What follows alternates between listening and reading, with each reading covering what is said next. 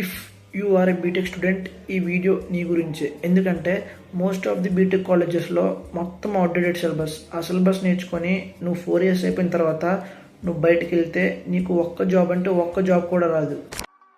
నువ్వు ఎంతో కష్టపడి బీటెక్ కంప్లీట్ చేస్తావు ఆ అవుట్డేటెడ్ సిలబస్ని చదువుకొని. బీటెక్ అయిపోయిన తర్వాత మీ పేరెంట్స్ ఎక్స్పెక్టేషన్స్ పెట్టుకుంటారు మీ పైన. మా అబ్బాయి లేదా మా అమ్మాయి బీటెక్ అయిపోయింది, ఇప్పుడు వాళ్ళకి ఏదో ఒక జాబ్ వస్తుందని. నువ్వు నీ యొక్క బీటెక్ 4 years కూడా ఈ అవుట్డేటెడ్ సిలబస్ తప్ప నువ్వు మరేం నేర్చుకోలేదు. సో నువ్వు రిలీవ్ అయిన తర్వాత నీకు ఎలాంటి జాబ్ కూడా రాదు. సో నువ్వు సెమిస్టర్ పాస్ అవడానికి నీ కాలేజ్ సిలబస్ని చదువుకో. అట్ ది సేమ్ టైం ప్యారలల్గా ఏదో ఒక స్కిల్ని నేర్చుకో. ఫస్ట్ నువ్వు ఎక్స్ప్లోర్ చేయి.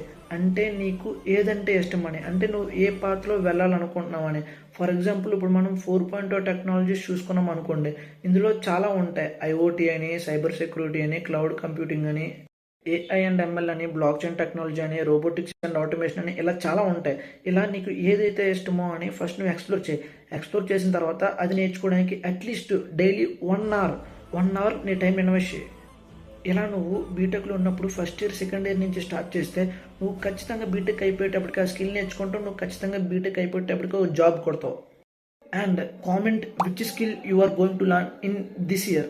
Do subscribe for more content like this and share this video with BTech students and friends.